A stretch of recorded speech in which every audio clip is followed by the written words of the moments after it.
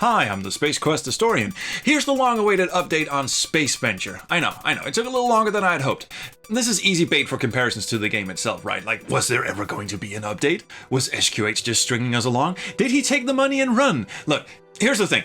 When I did my last update on the Ken Williams game, I'd already reached out to Chris Pope, the executive producer of SpaceVenture, and gotten a fairly extensive, comprehensive overview of the current status of the project. And the reason why I didn't just put together this video right then and there was because he recommended that I also get a quote from Mark Crow, whom he imagined would lend the update a bit more legitimacy. So I waited a fair while for Mark to get back to me, and he hasn't yet. So at this point, I figured the update is so long overdue, I'm just going to go ahead and give you the overview as Chris laid it out, and as I have seen it from the sidelines during the many years SpaceVenture has been in development. And hey, if Mark decides to weigh in later, I'll just make another update video.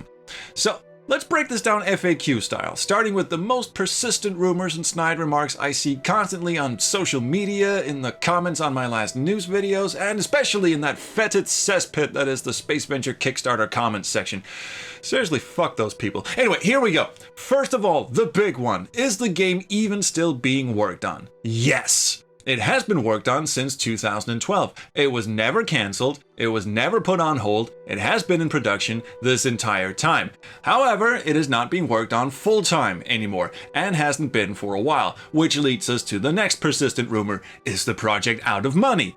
Well, yes and no. Yes, in the sense that the initial funding that was raised for the actual making of the game has run out. People continue to work on the game for free. Neither Mark Crow, Scott Murphy, Chris Pope, Ken Allen, or any of the programmers are drawing a salary for working on this game. They're running on sheer determination at this point.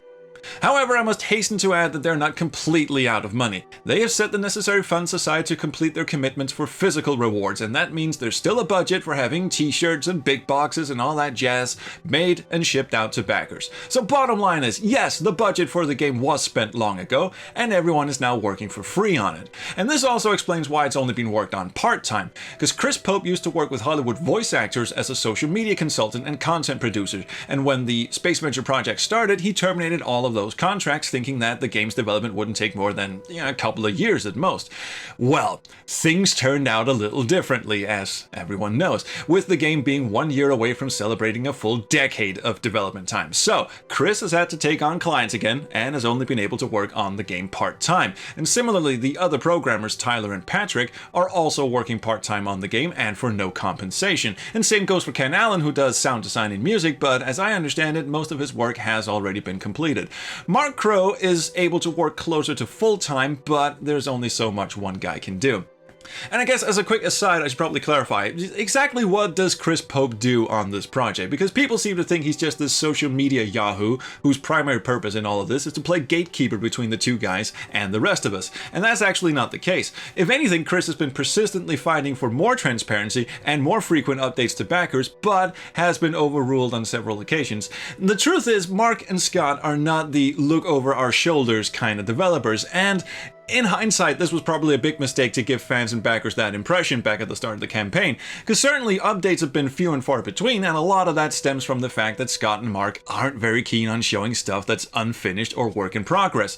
So Chris Pope has been fighting an uphill battle trying to keep fans informed, and at the same time respecting Mark and Scott's wishes. In fact, calling him an executive producer is actually a very big misnomer. He's not in charge of the project. Mark and Scott are. In fact, one of the biggest mistakes I think the project suffered from is not having a producer whose sole responsibility was to keep an overview of the whole production from the start. And I know what you're thinking, hey, why don't they just hire a producer now and get this shit under wraps? Well, it's a little late for that, and it really wouldn't help a lot at this stage, which I'll get to in a minute. So, anyway, Chris Pope's primary responsibilities have been communicating with fans and essentially doing double duty, working behind the scenes on the game itself, as well as acting as a human shield for Mark and Scott, but also programming and sorting out stuff like booking voice actors and all that stuff. And so whenever one of you ungrateful shitstains, and you know exactly who you are, wrote a nasty comment on the Kickstarter page or on Twitter, Chris was the one who had to read it in between actually programming on the game. Okay, so you probably noticed I've talked a lot about Mark Crow and Chris Pope and not a lot about Scott Murphy. And one of the biggest snide remarks I see floating around is that Scott essentially did nothing on the project. It's all been Mark Crow and this Pope guy whom nobody's heard of before, who has no prior experience in the game industry, and it's so ridiculously off base. The fact of the matter is, this game was designed and written by Mark Crow and Scott Murphy. And the way the two guys worked, and this goes all the way back to the first Space Quest in 1986, is that Mark would typically be the guy who came up with the actual plot of the game, and Scott would be the guy who programmed it in and put in all of those snarky messages we've all come to love throughout the years. Well, the difference this time around was that Scott couldn't do any of the programming. Scott has only ever known two programming languages in his life, and those were Sierra's scripting languages for AGI and SCI. He tried learning Unity for SpaceVenture, but it just wasn't possible. Scott has ADHD, which has only gotten worse over the years, and the crucial time for learning Unity unfortunately also coincided with one of the worst periods of his life, being stuck in a town he hated, living with his mother and watching her slowly lose her mind from Alzheimer's, getting only by on a few hours of sleep a night, and having to get up constantly to make sure the house wasn't catching fire or his mom hadn't had a terrible accident during the night. But the fact of the matter is, Scott wrote the vast majority of the dialogue and text for SpaceVenture, and what he didn't write himself, he looked over to make sure it fit in with the overall tone, a process that the other guys called Scottifying. He just couldn't do his usual thing of improvisational programming. You see, a lot of the gags that we love from Space Quest actually come from Scott sitting around at 3 a.m. coding something into the game and suddenly having a flash of inspiration. Most of Space Quest 1 was pretty much just made up as they went along. There was no grand plan and no design document written beforehand, there's no storyboarding, they just sat down and freestyled seat of their pants. And Scott wasn't able to do that for SpaceVenture, and he wasn't able to get in and freewheel around the code like he was used to. So, why haven't we heard much from Scott in a while? Well, the simple fact is that his work on SpaceVenture is done.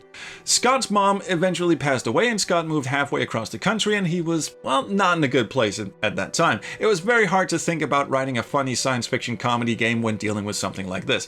And it wasn't just Scott. In fact, Scott, Chris, and Mark all lost their moms during the production of this game. So, for all of those reasons, it took longer than anticipated to get the script for the game in place.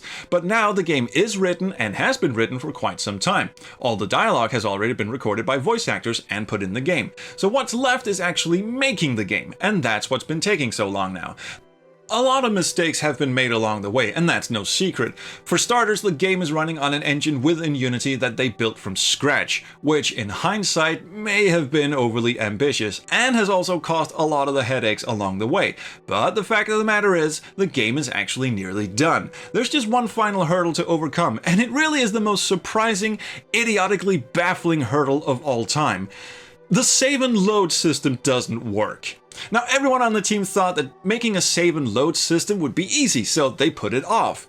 Way too long, as it turns out, because making a save and load system is not easy. It keeps breaking on them, and the save games don't save the states that they're supposed to. So, when the team released the beta to testers, they had an emergency save load system put in that would essentially only save the scene when you entered the room, and every time you load it, it would reset every variable in the room. And unsurprisingly, all the beta testers hated it, and it was never even meant to be a permanent feature. So, the save load system is what's killing them at the moment. But once that's fixed, that will be the last hurdle in a long line of hurdles.